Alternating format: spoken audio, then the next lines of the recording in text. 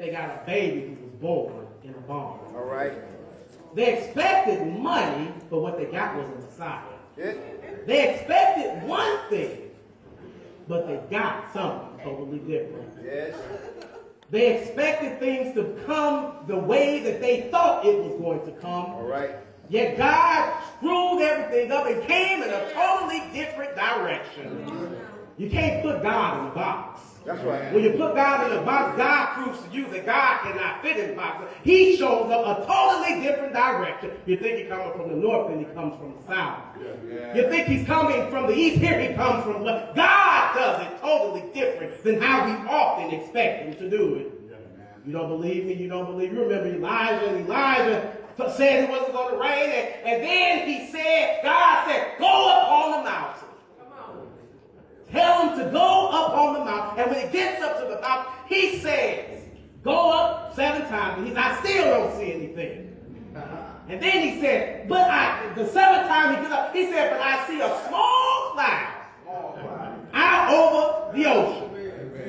See, God shows up differently than we often expect him to show up. In our text today, we encounter the prophet Isaiah writing about a baby who's going to be born. You have to understand the world that Isaiah is writing to a world where they have been oppressed by a myriad of people. They have been oppressed by the Babylonians. They have been oppressed by the Syrians. They have been oppressed by people. And here comes Isaiah writing to Israel, telling them that there soon shall be a baby born. And this baby is going to deliver them from that thing which has been oppressing them for so long. Don't you know the advent of the coming of Christ is the coming of deliverance from oppression? Yeah. He wants them to know that this baby that's born, he's going to sit on David's throne.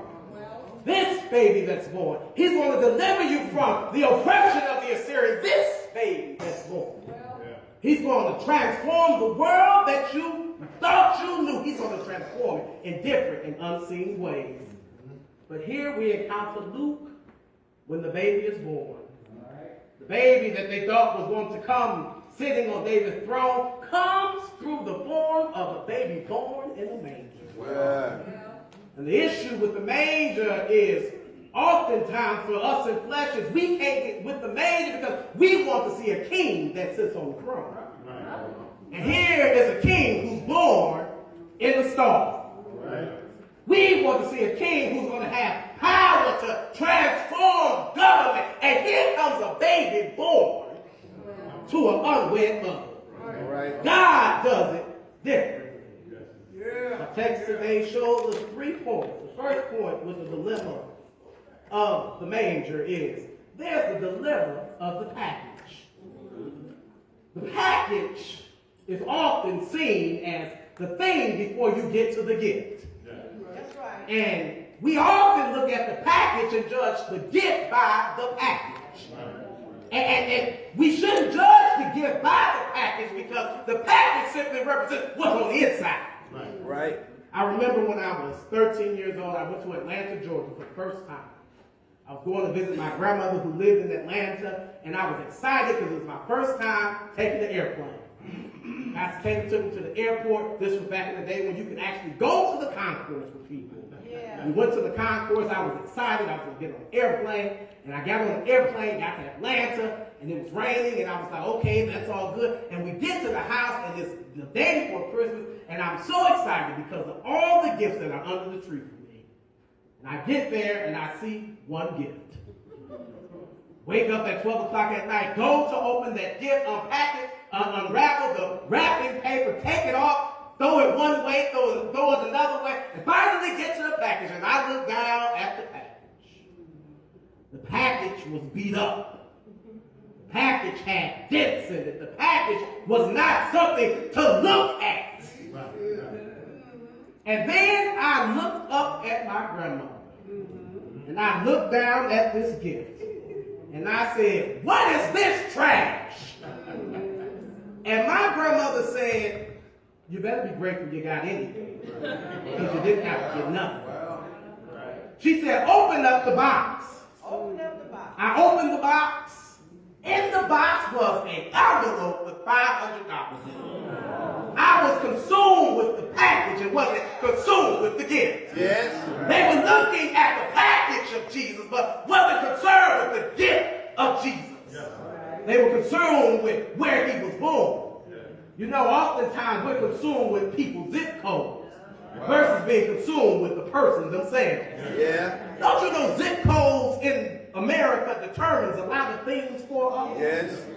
Zip codes determine what schools we go to. Right. Zip codes determine how much money we get as a community. Yeah. They look at census tract records, which goes by our zip code. Yep. How many programs we can get into because of our zip, but also zip codes determine our altitude. Oftentimes we are not just segregated by color, but we're segregated by zip codes. And Jesus' zip code of his birth was a place where no one really wanted to go. Who wants to go see a king in a bar? I want to see a king who's in a palace. So the package in which Jesus comes in is a package that they have a moral dilemma with. Why? Because they have this issue with prosperity. Why? Because anything that's royal ought to have money. But the issue with the manger, most people have with the manger, is the issue that most folks have with money. The issue people have with the Messiah is that the Messiah is born broke. He is not born rich. And when you're born broke, how can you deliver anybody from anything? Right. That's the issue that they have with the Messiah and the manger, because the package is messed up. Yeah. But don't you know, sometimes the package is messed up, and what's on the inside is better than what the package came in. That's right. Just because he came in a manger did not mean he was not the Messiah. Amen. And just because he came poor did not mean he was not the Prince of Peace. Just because how he came is not how you expected him to come did not mean that God did not send him for the glory that God had. All right. So that's why we have to not have the dilemma with the package. But the second point is they had the dilemma of possibility. You see, possibility shows us all that we can become. They see a baby born in a manger. And they think that the possibility is now within them to become everything, because we have now the one who was from David, the stump of David, and he's going to transform this whole world. And they see his possibility based off of what they see in the book of Isaiah. But when they find him in the book of Luke, his possibility has become small. His possibility becomes small because of how they're looking at him through perspective. The thing you have to know about perspective is how we see things with our eyes. Perspective is how we literally view things. And when our view is messed up, our understanding of possibility is messed up. How can this be a king? And this king goes on to tell you that he's homeless. He tells you that foxes have holes, birds have nests, but I don't have nowhere to lay my head. How can this be a king? And this king can't even stop Caesar from taxing folks. It tells you right there when he's born that they had to go down to be taxed. How can this be a king? Right. How can this be a king? And this king can't even stop his own death. How can this be a king? They're looking at his possibility and trying to say his possibility is limited. But I want you to know that when our possibility is in the earth, our possibility is limited. But when our possibility is connected to God, and our possibility is connected to Christ, there's nothing that we cannot do. Right. How do you know this stuff? Because somewhere I read that I can do all things through Christ who strengthens me. That's my possibility. You might look at me and say, he ain't nothing, ain't never going to be nothing. But in Christ, I am more than anything. And I'm so glad that I have possibility outside of how folks view me. And I have possibility in how God views me. You see me today and I might not be nothing to you. You see me tomorrow and I still might not be nothing to you. But God's word is clear that what you see, this ain't what I'm always going to be. What you see, I'm going to grow out of this and I'm going to grow into something more because I have God's possibility all on my inside. And God's possibility all around me. And if I got God's possibility, if I got God's possibility, I'm able to walk down to the bank and say, you know what, I need that loan right from you. When I have God on my side, I can do some things that I never thought that I could do. Yes, I can go to a college I never thought I could get in. Why? Because I have possibility in God, not possibility in myself. And these people see the baby, his possibility is limited because he was born poor. But I want you to know, don't let your current circumstances determine where you think you can go. God ain't never needed no money to do nothing for nobody. That's right. God ain't never needed no sources to do nothing. Why? Because he is the source of everything. Amen. And if I know him and he knows me, it said no good thing what he will hold from those that walk upright. I'm so glad that my possibility is not of the stuff in this world, but of the stuff that he's put in me to make me greater than what I currently am. That is the hope of the manger. Yes. But people have more dilemma with the manger because they have the issue with people becoming more than what they were. You see, people like a fairy tale story, people like a comeback story, but people don't really like when you have to come from nothing to something.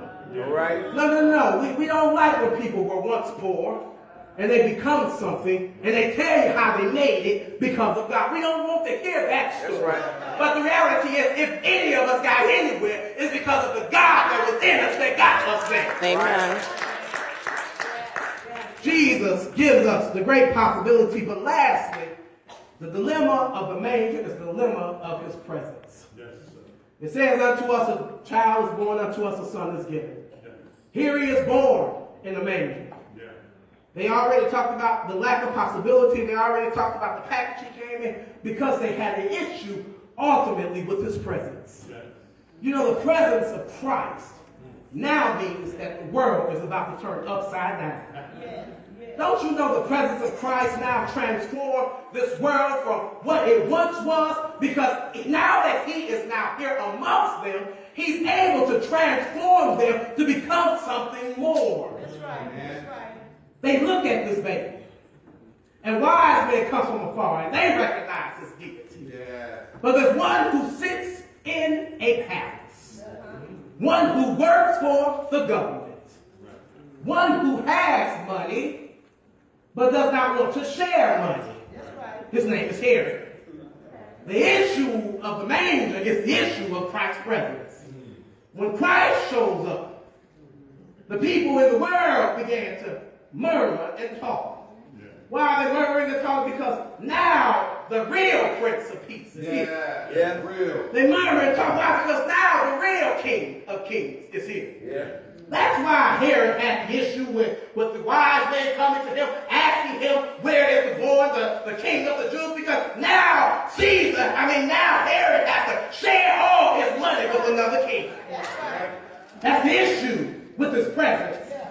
Don't you know when God's presence is in our life, it becomes an issue with the world. That's right. Why? Because God's presence should be transforming us so that we can help transform the world. Yeah. God's presence in our lives makes us say, I love my enemies, even though my enemies talk about me. Yeah. God's presence in our lives makes us be able to walk out on faith and say, I don't have the money, but I'm trusting God for the money to do it because I know that he owns a cattle for 1,000 hills. And his presence transforms us. And don't you know when his presence is in our lives? Don't you know when his presence is truly in our lives that the devil begins to tremble? Yeah. Why? Because the devil really knows the power of God. And he really knows the presence of Jesus. Now is going to flip his counterfeit world upside down. Yes. So many of us become consumed with the world that we don't want to break apart from the world. But I want you to know that the presence of the manger, the moral dilemma of the manger is the presence of the Messiah. And if we break away from the world, don't you know that the world we live in will be transformed? Yes. Jesus comes in a manger. He comes born in a manger. Born to an unwed mother. Born to an older father. Possibilities were not with him. He did not live in the right zip code, so the package was not correct. Right. But Jesus knew who he was. That's the problem with us today. We don't know who we are. That's right. Yes. We want to be everything everybody else is. Yeah. But I dare you to just be what God made you. Yeah. Be the holy people, the peculiar people that God made you. Yeah. And I declare that God will use what he made you as to do what he created you for. Yes. We're concerned about all the stuff that's happening in the world, and we want to use it from the world out of the church. Yeah. It's easy to say, but look at how this organization is Right. working. Right. Or it's easy to say, it's working over there. But I want you to know that the possibility is not because of what they're doing. Possibility is because of what God is doing. All right. Stop being concerned with what they're doing out there. Yes. Because Jesus is not coming back for your school or your sorority. That's right. Jesus did not leave a command out here for your local lodges or your Eastern Stars. No, Jesus left it for the church. That's right. And he left it for us, and he gave us the hope in Christ so that we might grow and become the things that he called us to be. Yes, Lord. But we find ourselves struggling. Struggling because we don't know who we are. But the baby knew. He knew that this birth is simply a vehicle to get to my ultimate point. And when we know what our ultimate point is, then we can become what God is calling us to. Yeah. Jesus' birth was not radical. It was not radical to be born. Jesus' birth was not the reason for all of this. It was just a vehicle. Jesus realized, I have a greater calling in my life. And that calling is a cross. Yes. When we find our greater calling, then the issues of the manger will become so small because we recognize who the Messiah in the manger is. We recognize that the hope of the manger is now in Jesus. We recognize that all that we've gone through is now for the glory of God. Yeah. Not concerned about the stuff that are behind me. I'm pressing towards the mark of the high call in Christ. Why? Because I know what I'm called to do. Yes. I know what I'm called to be. I know who I am because I know what God made me for. Yes. And when we have that kind of hope, and we have that kind of joy, and we have that kind of expectation, then we will become the church God has called us to be. Then we shall become the light set upon the hill. Then we shall become that which he called us from the beginning and the foundation of this world. It is then that we shall transform this world. Yeah. When we have connected ourselves through him to God. Yes. But you only get to that point through having a relationship with Jesus. That's it. And oftentimes we overlook the relationship with Jesus for the relationship with the stuff of this world. This stuff is going to pass away. Money is going to pass away. Yes. Christmas trees at your house are going to pass away. Gifts are going to pass away. Jobs will pass away. Yes. Cars will pass away. Credentials will pass away. But if you have a relationship with Jesus, Yes. if you have a relationship with the Messiah, then you will live eternally with him and reign forever with him in the house. But you got to have this relationship. All right. And he made that possible. God and sinner becomes reconciled because of the manger. Yes. He didn't have no money, but then God still sent him. He didn't have all the stuff of this world. God still sent him. Now I want you to know that if God be for you, Yes, Lord. who can be against you?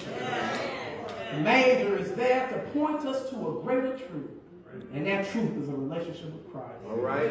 The doors of the church are open. Is there one who wants to enter a relationship with God? Is there one who wants to be transformed by the living Christ? I tell you this from my own personal experience. I tell you this because I have accepted him myself. on my way to hell, done all kinds of simple things, been a liar, been a cheat, done some bad stuff in life, cursed, sold drugs, did it all. But I want you to know that the manger worked for me and led me to a cross.